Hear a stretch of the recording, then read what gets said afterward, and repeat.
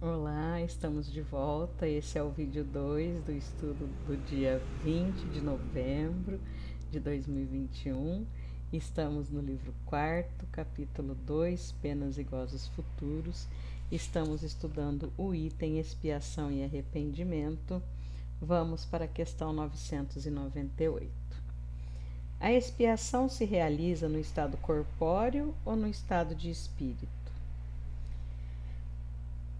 Ela se cumpre na existência corpórea através das provas a que o espírito é submetido, e na vida espiritual pelos sofrimentos morais decorrentes de seu estado de inferioridade. Então veja, a expiação ela acontece em ambos os planos, porém ela vai se cumprir nas provas da vida corpórea. Né, quando eu sou colocado lá à prova, porque veja, no plano espiritual, na vida espiritual, eu vou ter os sofrimentos, aqueles sofrimentos morais e tal, mas lá no plano espiritual a gente fica mais, né, amparado, tá mais tranquilinho, né, tá mais, a gente tá no pré-vestibular, né, lá no plano espiritual, a gente tá estudando, tá no cursinho, aí a gente fala, não, vai tá tudo certo, vou passar. Aí já é vestibular, né? Aí a gente vem fazer aquela prova lá. E é aqui que a gente se coloca à prova. Pra ver se a gente realmente conseguiu, sabe? Conseguiu superar aquela inimizade com alguém. Conseguimos entender, desenvolver um pouquinho mais a tolerância. Conseguimos desenvolver um pouquinho mais a nossa capacidade de entender o outro, né? Desenvolver um pouquinho mais algumas virtudes que muitas vezes nos faltam, né? É aqui que a gente vai ver. Questão 999. O arrependimento sincero durante a vida é suficiente para extinguir as faltas e fazer que se mereça a graça de Deus? Será, gente?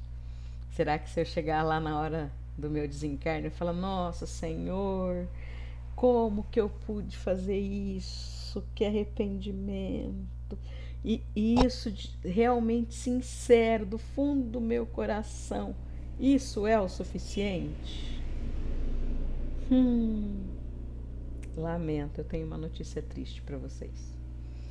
O arrependimento auxilia a melhora do espírito, mas o passado deve ser expiado. Então veja, né? Eu tirei do lugar, não vai ter jeito. Eu preciso pôr no lugar. 999A. Se de acordo com isso, um criminoso dissesse que, tendo de expiar o passado, não precisa de se arrepender, quais seriam para ele as consequências?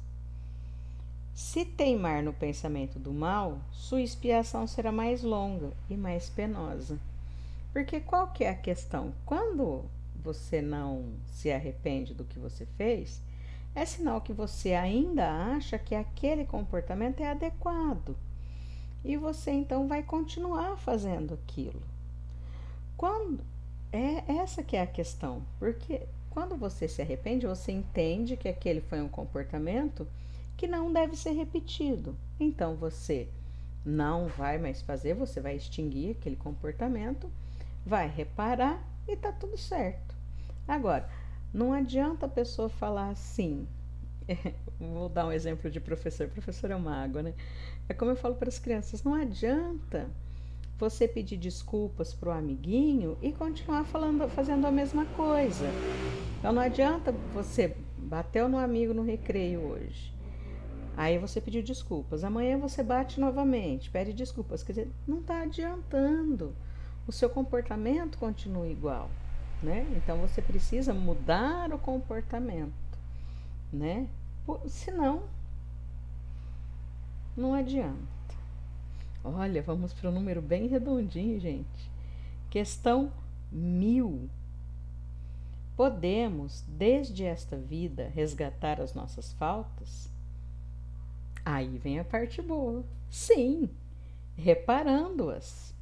Mas não julgueis resgatá-las por algumas privações pueris ou por meio de doações de após a morte, quando de nada mais necessitais. Deus não considera um arrependimento estéril, sempre fácil e que só custa o trabalho de bater no peito. A perda de um dedo, quando se presta um serviço, apaga maior número de faltas do que o cilício suportado durante anos, sem outro objetivo que o bem de si mesmo. Ai, desculpa, pessoal. O mal não é reparado senão pelo bem, e a reparação não tem mérito algum se não atingir o homem no seu orgulho ou nos interesses materiais.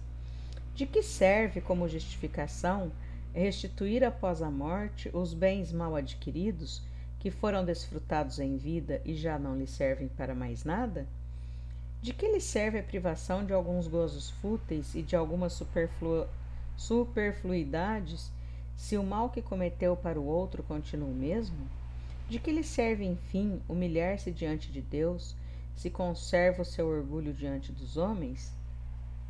Então veja, eu posso começar a resgatar as faltas que eu fiz?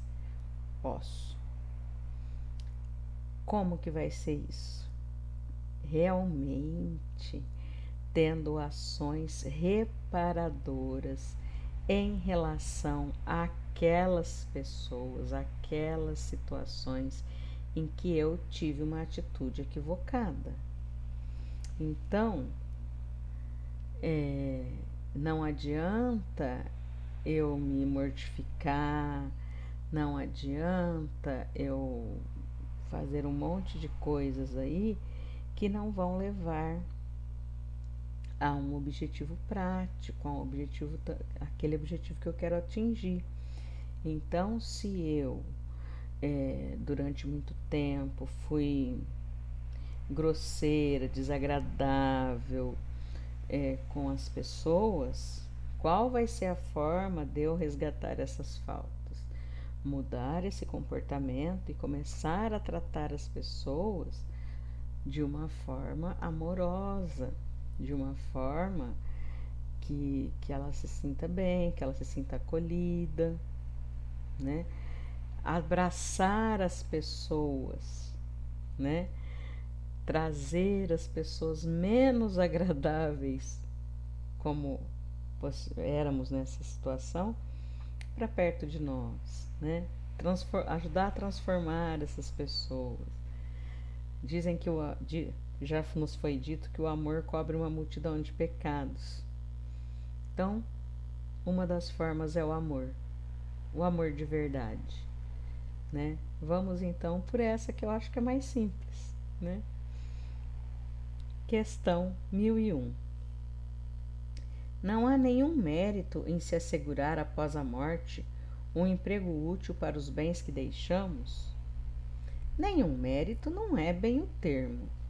Isso vale sempre bem mais do que nada. Mas o mal é que aquele que dá ao morrer geralmente é mais egoísta do que generoso. Quer ter as honras do bem sem lhe haver provado as penas. Aquele que se priva em vida tem duplo proveito: o mérito do sacrifício e o prazer de ver felizes os que beneficiou. Mas há sempre o egoísmo a dizer ao homem: o que dás, tiras dos teus próprios gozos. E em vez de dar, sob o pretexto de suas necessidades, das exigências da sua posição. Ah, lastimai aquele que desconhece o prazer de dar, porque foi realmente deserdado de um dos mais puros e suaves gozos do homem.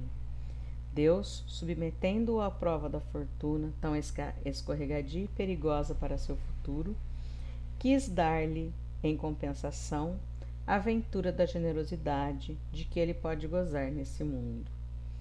Então veja, claro que eu dar um destino útil à fortuna que eu tive, que eu desfrutei durante a encarnação, fantástico. Mas o ideal seria que durante a minha encarnação eu tivesse dado um destino útil a todo esse dinheiro, que eu tivesse sabido distribuir essa fortuna, que eu tivesse feito esse dinheiro amparar as pessoas necessitadas, que eu tivesse tido desinteresse, que eu tivesse sido caridoso e de uma forma anônima, vamos dizer assim, né? Sem grandes alardes, de uma forma que a pessoa que fosse ajudada não se sentisse humilhada, não se sentisse nada disso, né? Porque muitas vezes a gente vê grandes doações e aí aquele espetáculo, aquele pampeiro, né? Porque estamos doando, estamos isso, estamos aquilo. Não. O ideal é aquele negócio que a mão esquerda não veja o que a direita está fazendo, né? Ou que a mão direita não veja o que a esquerda está fazendo. Eu nunca sei qual que não pode ver, né? Mas isso. Então, é importante, mas o ideal é que a gente faça em vida, que a gente distribua em vida, né? Gente, ficamos por aqui nesse vídeo e voltamos já. Até já já.